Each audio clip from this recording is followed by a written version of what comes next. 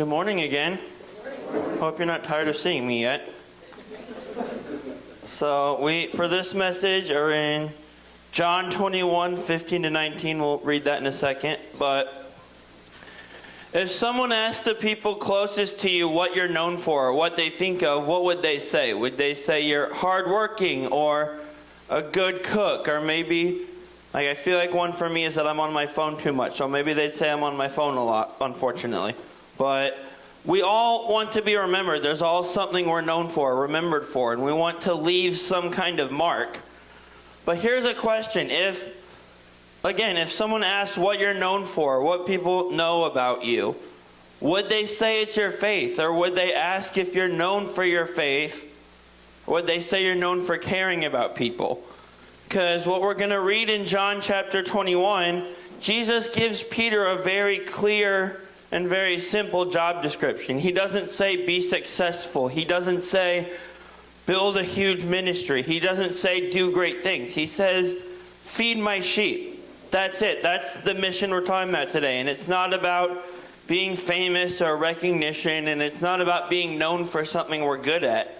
It's the way we love and care for and serve God's people. And that's what we're exploring today. How do we love and how do we care for God's people consistently and selflessly? And like we said, the way we do that is to feed his sheep. Feed his sheep. So like we said, we're in John chapter 21, 15 to 19. And normally when I have a passage this size, we'll do what my preaching professor, like a template that he would call a homily, which is like when I break it up by verses and like each point comes from that section. That's what a homily is. This time I'm just doing a regular deductive template. So we're just going to read 15 through 19 here together, which says, when they had eaten breakfast, Jesus asked Simon Peter, Simon, son of John, do you love me more than these? Yes, Lord, he said to him, you know that I love you. Feed my lambs, he told him. A second time he asked him, Simon, son of John, do you love me? Yes, Lord, he said to him, you know that I love you. Shepherd my sheep, he told him. He asked him the third time, Simon, son of John, do you love me? And Peter was grieved that he had asked him the third time, do you love me? He said, Lord, you know everything. You know that I love you. Feed my sheep, Jesus said. Truly I tell you, when you were younger, you would tie your belt and walk wherever you wanted. But when you grow old, you will stretch out your hands, and someone else will tie you and carry you where you don't want to go. He said this to indicate what kind of death Peter would glorify God. After saying this, he told him, follow me. So there's a lot there. That's a big chunk. I probably should have done the homily type where I broke it into sections. But oh well. Our first point here that we're talking about of how we feed his sheep is that we love Jesus first. Love Jesus first. In that passage we read, there's a lot there. But we see Jesus restore Peter, because Peter before this had famously denied knowing Jesus 3 times back to back. And the first thing he does is ask Peter about his heart. And before anything else, before entrusting him with the responsibility of feeding the flock, before restoring him, Jesus addresses Peter's heart and his love for him first. But this conversation isn't just about Peter. It shows us something too. It shows us that the foundation of our Christianity and of ministry and of discipleship is our heart. Jesus cares more about our heart than anything else. A true relationship with him begins right there in our heart with our love and with our devotion for him. It's not until our hearts are aligned with him and only then that we can begin to take on more and begin to carry more responsibilities for him. Genuine ministry, and you don't have to be a pastor to do ministry. We all do ministry when we go out and grow the kingdom. But that flows from a devotion for him. It doesn't flow from duty or obligation. We shouldn't be serving because we feel like we have to, but we should be doing it because we love Jesus. Like with a lot of things, the intention behind this and behind our service is just as important as the action itself.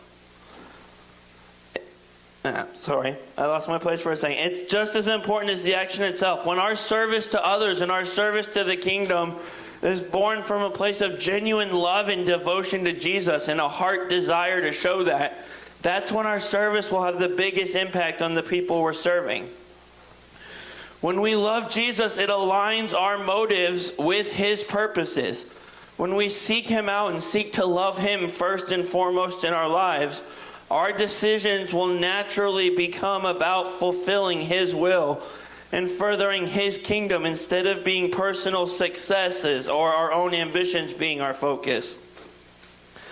This means that at this point we aren't just acting in our own interests, but we begin to act with the interests and intentions that we are a reflection of Christ to the world around us. Without first having a love for the shepherd, caring for the sheep can become very mechanical or very selfish, or it can become something we do to try to be noticed or seen. And we can do it for wrong reasons like that.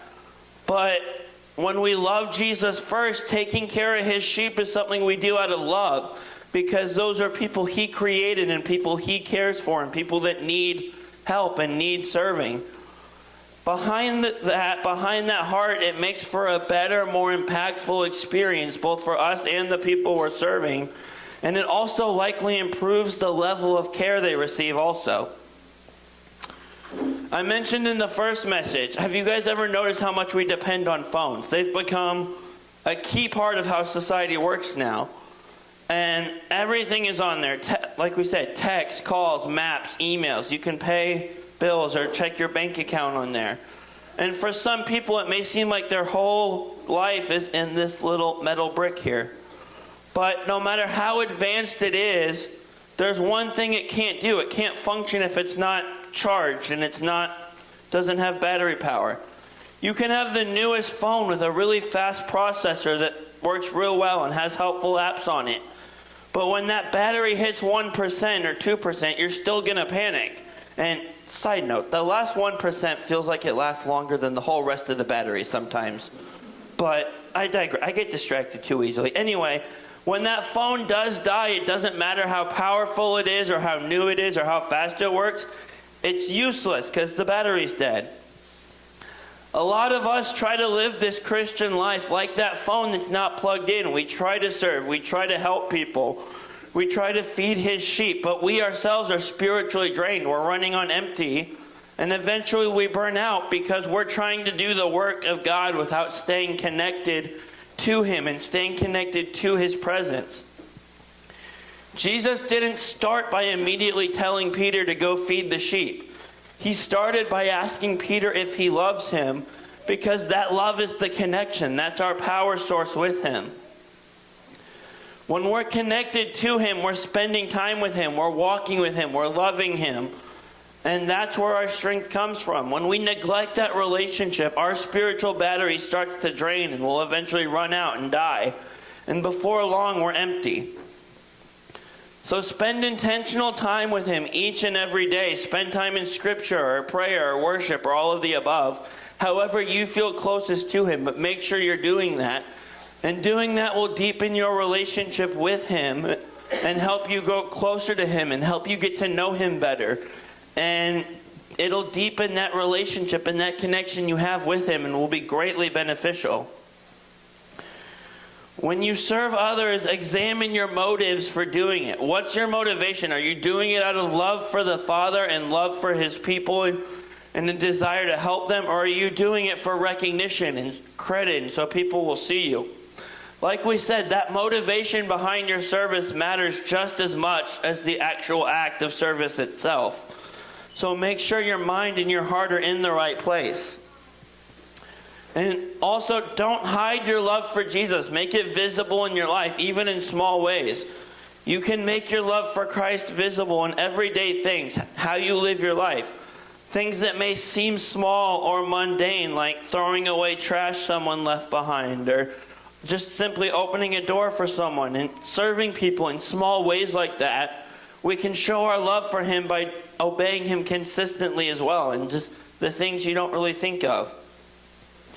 Center your life on him. Make him your first and foremost. Make him your only. Our lives should have him on a pedestal on his own level, and then everything else falls in line behind that on a much lower level. And it's vital to make sure we're centered on him and letting our other interests and priorities fall in line behind that and not getting our priorities mixed up. There will be times in life where we're frustrated, whether it's specific people or a certain situation or just life in general. And when you're in those moments, take a second to reconnect with Jesus. Take a second to pray and reconnect with his love for you. And ask him to give you peace, and just take that moment to reconnect with the Lord you love. The second thing that goes into feeding his sheep is that we need to care for people consistently. Care for people consistently. In the passage we read, Jesus repeats the phrase, "Feed my sheep," 3 times. He asked Peter if he loves him 3 times. This is in part to drive the point home to Peter, because, at least my impression, Peter seems kind of hard-headed like I am. So he might have just needed to hear it that many times. It's also, Peter denied him 3 times. But there's something we can get out of that repetition too. And that's that shepherding and feeding his sheep is an ongoing commitment. It's not just a one-time thing where we do it and then we're done. We need to be constantly and consistently and regularly taking care of his people. That's a mission for us that never ends, and we need to understand that. It's also important to realize caring for people is very relational. To do it well, it requires time and presence and patience. And this isn't something we can do surface level and rush through it so we can get to the next thing. We need to actually invest and take the time to get to know the people we serve and build a relationship with them and try to understand them and understand what they need, not just what we think they need. When we do that, not only does it help us serve them better because we know them, we know their needs on a deeper level, but developing that relationship and establishing that rapport, it opens up opportunities for us to tell them about the gospel and tell them about Jesus. And for all we know, that could be the first time they're hearing the good news. Who knows? That's why it's so important that we take our time and invest in serving and feeding his sheep and don't just rush through it. But it's feeding his sheep. It's also a very complex thing. A lot goes into it. It can include teaching or guiding or encouraging or correcting or protecting and so much more. That's why it's important to invest deeply, because when we invest and develop these relationships, we learn what it is they need and what they need out of this relationship with you so you can give that to them. There's not one size fits all cookie cutter. Each relationship, each person we serve and help is going to need something slightly different from us. And it's vital for us to understand that and be able to figure out what they need from us spiritually and act accordingly.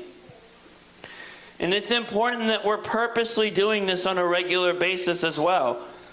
Consistency, it builds trust and allows for spiritual growth.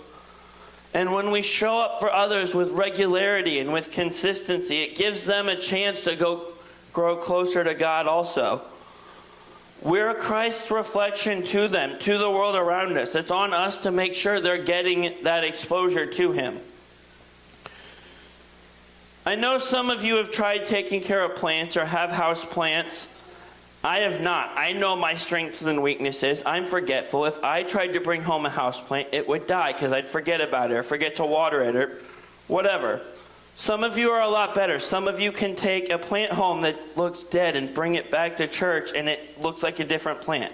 And that's magical to me. I don't know how that works. But my dad had these potted plants in our basement forever. There were, 3 cactuses you had? And they lasted and to be fair, they're cactuses. They didn't really need watering or much care, but those lasted forever. So he's better with plants than me. So, good job. But where I'm going with this isn't just to talk about that I had cactuses in my house, which is super cool.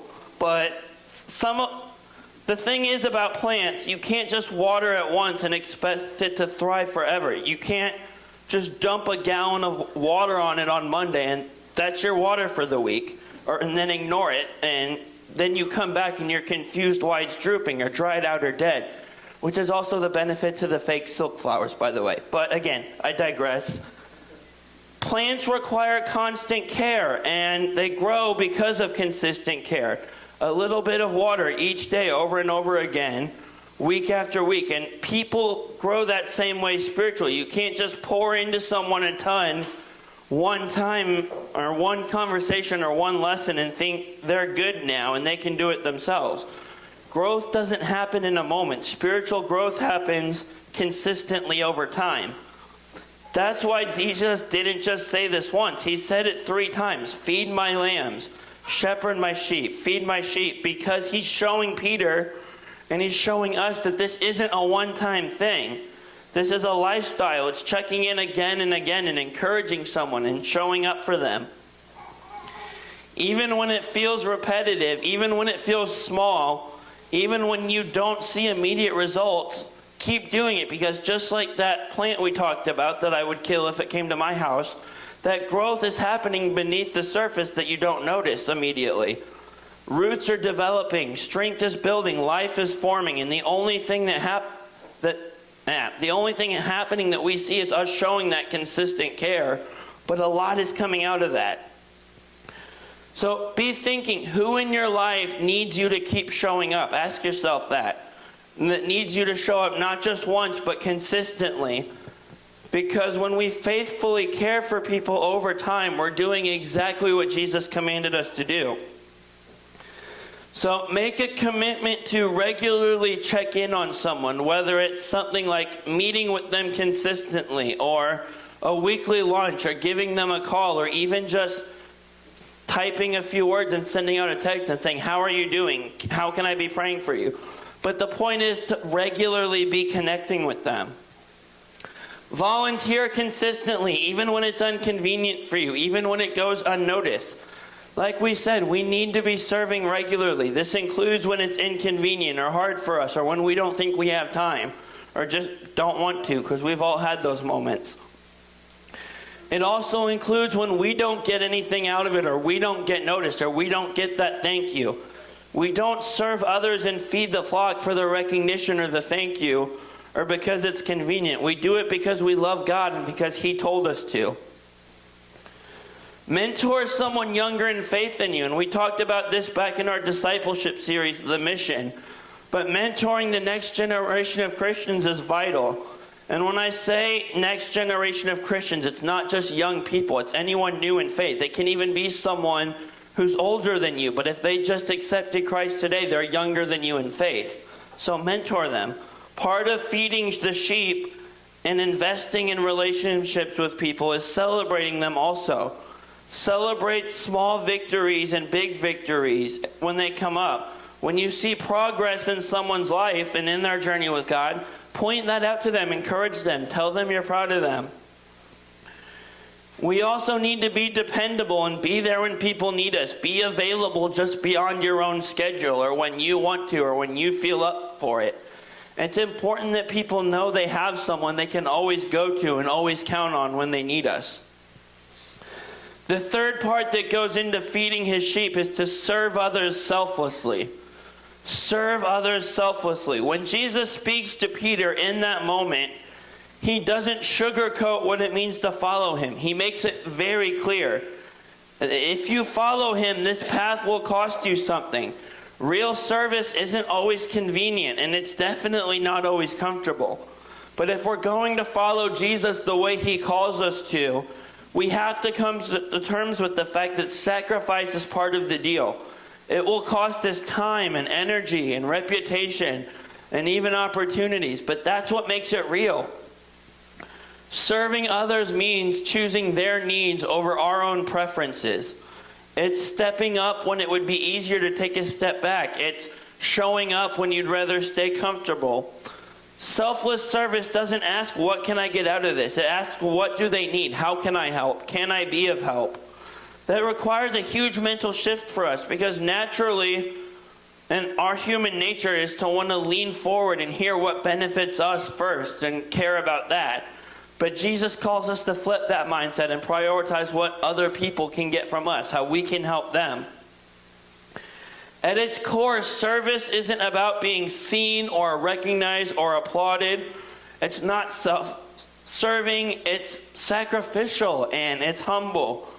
And the kind of service Jesus modeled, and that's the kind of service He calls us into. When we serve like that, it's no longer about us. It's us reflecting him to the world around us. Selfless service is love in action. It's a physical, outward expression of our love for Christ and our care for his people. You can say you love Jesus, but when you start serving others, especially when it's hard, that's when that love gets put into action. That's when you start walking the walk also. That's when your faith moves forward from being words to actually being something you're living out. And the reality is, sacrifice speaks. When people see you consistently giving of yourself, it builds credibility. It shows that your faith isn't just something you talk about. It's something you do. It's something you live. And that's the kind of commitment that stands out. That's the kind of commitment that points people straight to Jesus. Have you ever seen an iceberg? You've probably heard of it. There was a really famous ship that sunk because of an iceberg. But this is what they look like. And the interesting thing is, if we were on there's a lot of us. If we were on a big boat all together, that ice cube above the water looks huge, right?